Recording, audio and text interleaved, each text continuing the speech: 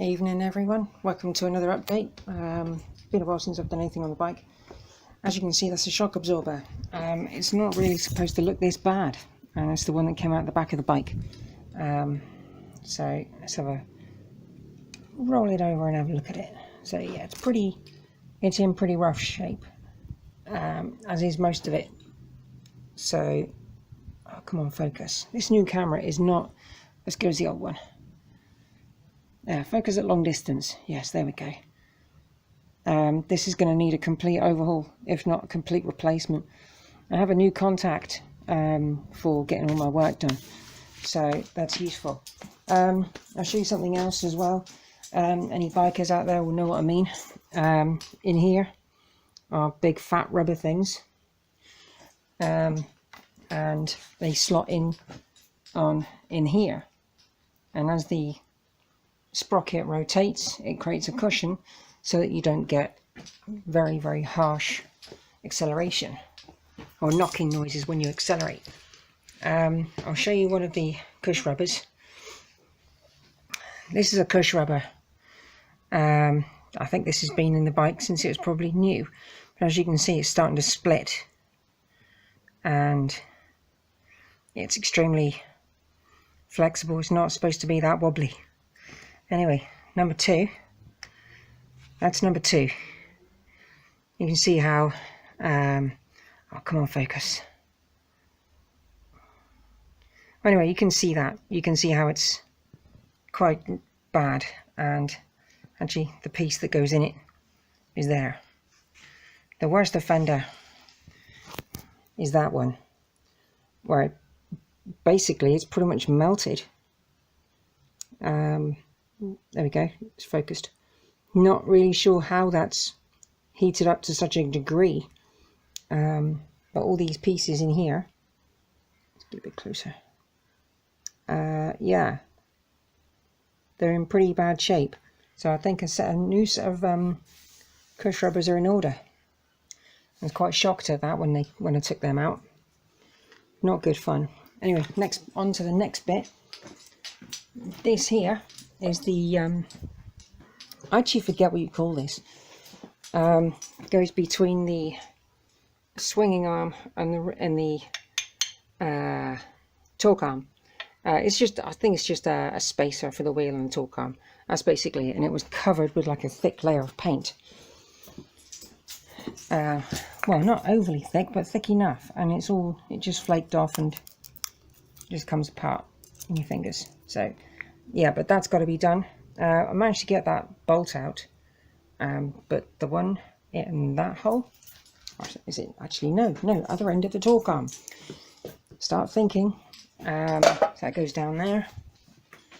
Yeah, there's not a huge amount of light, sadly, but if I point at it, there's a bolt there, and yeah, I don't know if I can get a camera or a light on this thing.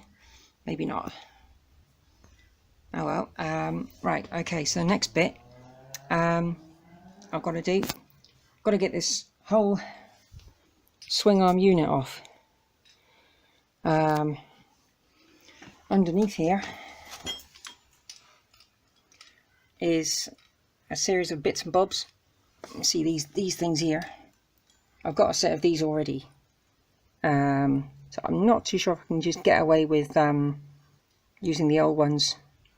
And obviously that there, I've already got a linkage, so if I can just unbolt the whole swing arm, luckily I can slide it out.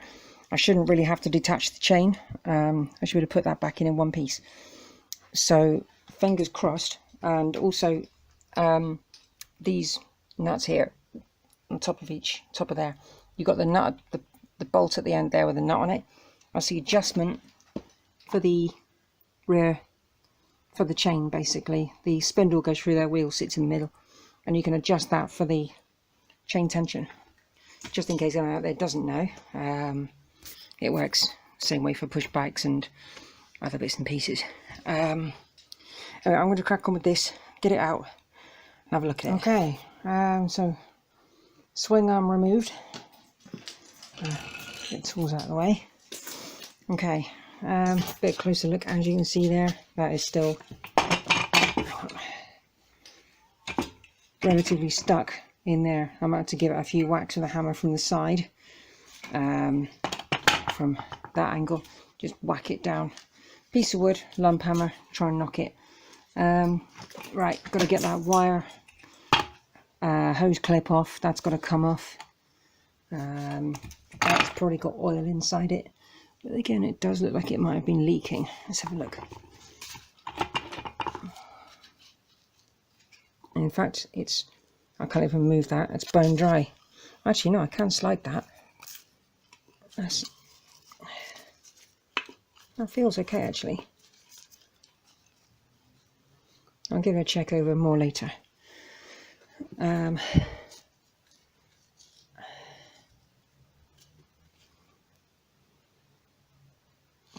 Not too bad.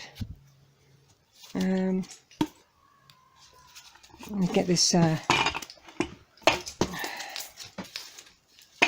rubber chain guard off. That has an Allen socket. I'll find the Allen and get that off. After being stuck in there for 20 odd years, just a few taps and it comes loose. I was quite impressed. But then again, saying that, with the spindle bolts through there and through the linkage underneath, they've all come undone quite nicely. So that's less trouble in the long run. Saves me a lot of hassle. Right, that is pretty nasty, and I think that's actually broken. So I have a spare.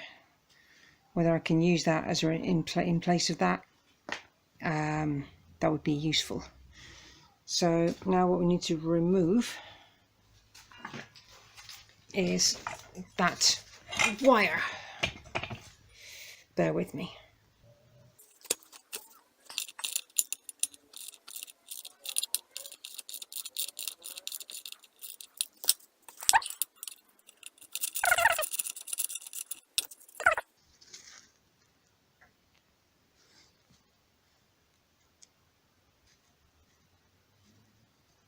God, this camera's terrible for focus.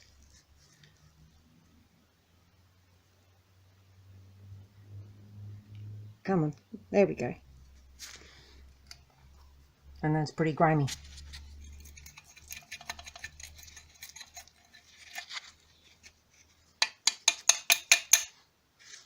So, yeah, there we go. That'll be bagged up and ready for zinc.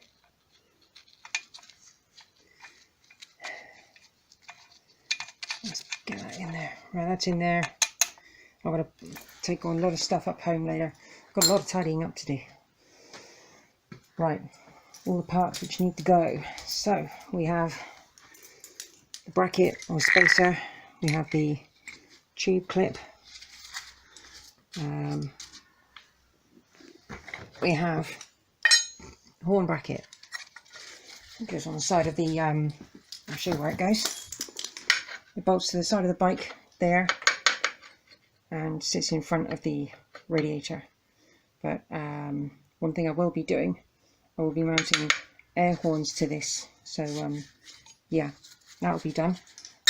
Other thing which I've done, which I don't think I've mentioned in the video, when I took a load of stuff over to get powder coated in my new place, there's a bracket which sits here and bolts to the front of the engine, separating the water radiator and the oil radiator. That was in pretty messed up condition, very rusty, very exposed to the elements. So luckily the bolts all came out nice and cleanly, even though, I'll get another bolt out of here, let's show you what it is. The head of them, the thread aren't too bad, it's just the head, and to be honest, I want it to look good. And as you can see, that is pretty rusty. But the thread is acceptable, but not acceptable enough. So these are all being changed for stainless, every single one. That's got to go with the other bits because the guy said he can strip it down. I think I mentioned that earlier. So yes, we'll screw that back into the front of the bike and leave it there for now. Don't want to lose it. I do prefer to put things back in where I came from. Then again, I tend to accidentally leave things disconnected and I forget what I've done with them. Anyway, I just need to check a few things with this. Obviously the little spacers there, they will fall out, so I'll have to bag them up. So these will come out, as you can see. It's just a spacer, literally, and a cover for the seals. But these seals are in pretty messy. So what I'll do, I'll give this a wire brush down. It doesn't matter if I do that or not because it's going to get coated and everything's going to get stripped off. But it's just nice to clean it up for when I'm moving it around. There are quite a few layers of paint on it, as I explained to you in the last video. There's the silver there, as you can see. That's the original silver. You've then got some black there, which peels off quite nicely. And weirdly enough, if I roll it over, red.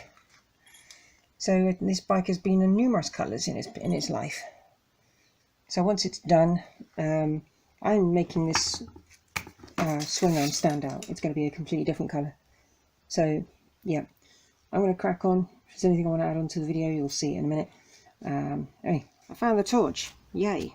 Also found a puddle of oil. I think that came from the Swingarm, where this piece here bolts to it, because I did notice it was wet, so I think the seals have gone. If I can get around the side there, what I'll do, I can get this off. I can undo that bolt there. It is attached to the main stand, so I will have to be rather careful when I take that off. But yeah, I should be able to get this off. Right, I've just realised I'm going to have to hang fire. To be able to remove this bolt through here is connected to that spring there. Now, I've loosened it, it's free, but if I push it out, it's going to hit the exhaust. Problem is, the exhaust is a stainless steel 4-into-1 system complete. It's not like the standard can, where you can just take out sections. You've got the downpipe into the collector, and then you've got the tailpiece with the exhaust can on it, because the standard can is totally different. You have to wait until I can get the exhaust off. I need time to work on that. Right, I'm not going to move the chain just yet. This whole thing needs a damn good clean. It's filthy. So I'm still not sure what to do about the frame, but I do need to look at the chain and I need to look at the sprocket. If they need replacing, I'm going to have to do that. But for now, thanks for watching, guys, and it's only a short video. But yeah, I've got a motorbike with its tail missing, literally. But it's getting there slowly, and it's doesn't look like it, but it will be back in one piece at some point. Thanks for watching, guys.